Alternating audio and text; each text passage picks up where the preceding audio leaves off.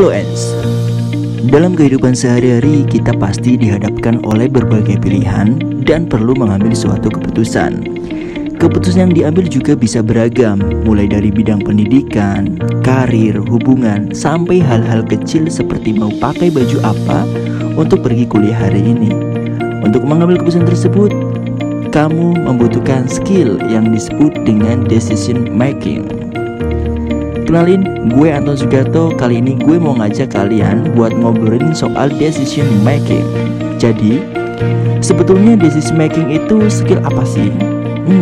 Menurut Profesor Psikologi Kognitif Margaret Martlin, decision making adalah skill untuk menilai dan memilih di antara beberapa alternatif.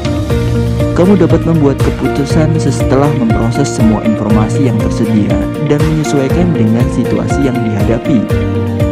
Nah, Ens tahu nggak sih kalau sebetulnya decision making itu adalah soft skill yang bisa diasah dan ditingkatkan? Oke, mari kita simak. Kenapa kemampuan decision making yang baik itu penting? Emang apa sih pentingnya mempunyai skill decision making yang terasa? Kemampuan decision making diperlukan dalam banyak aspek nih. Mulai dari memilih sesuatu yang sederhana kayak pilihan baju sampai membuat keputusan kompleks semacam strategi bisnis dan kebijakan. Selain itu, ada banyak keuntungan lain kalau punya kemampuan decision making yang terasa, yaitu sebagai berikut. Kemampuan yang pertama, mencegah penyesalan dan kerugian. Salah satu manfaat memiliki kemampuan decision making yang terasa adalah meminimalisir kesalahan dalam mengambil keputusan. Keputusan yang kurang bijak cenderung mengarah pada penyelesaian dan kerugian. Oleh sebab itu, kamu dapat mengantisipasinya dengan memiliki kemampuan decision making yang baik. Nah, keuntungan yang kedua, mengurangi energi otak untuk membuat keputusan yang sepele. Wow. Salah satu kelebihan rutinitas yang sering kita lakukan adalah mengurangi kerja otak untuk memutuskan sesuatu. Kalau perlu membuat keputusan terkait hal yang sering kita lakukan, kemampuan decision making yang terasa akan mengurangi waktu untuk berpikir terlalu dalam dan lama. Dalam memutuskan sesuatu yang bersifat rutin, maka kamu akan lebih terbiasa dalam memutuskan hal yang serupa. Yang ketiga, lebih efisien dalam bekerja. Manfaat lain dari memiliki kemampuan decision making yang terasa yaitu dapat bekerja lebih produktif dan efisien. Hal ini karena kita bisa mencapai tujuan lebih cepat dan lebih efektif. Lalu, gimana caranya mengasah kemampuan decision making ini? Berikut ada beberapa kiat-kiat yang bisa kita lakukan untuk meningkatkan kemampuan decision making. Yang pertama, peka terhadap situasi dan tujuan yang ingin dicapai. Keputusan yang baik harus bisa menyesuaikan dengan situasi yang dihadapi. Tak semua situasi dapat menggunakan keputusan yang sama. Nah, untuk bisa mengasah kemampuan decision making, kamu juga perlu meningkatkan kepekaan kamu dalam menilai situasi. Selain itu, kamu perlu mengamati masalah-masalah atau situasi apa yang kamu hadapi pada saat itu. Hal ini berguna untuk menentukan pilihan mana yang paling tepat agar bisa tepat sasaran.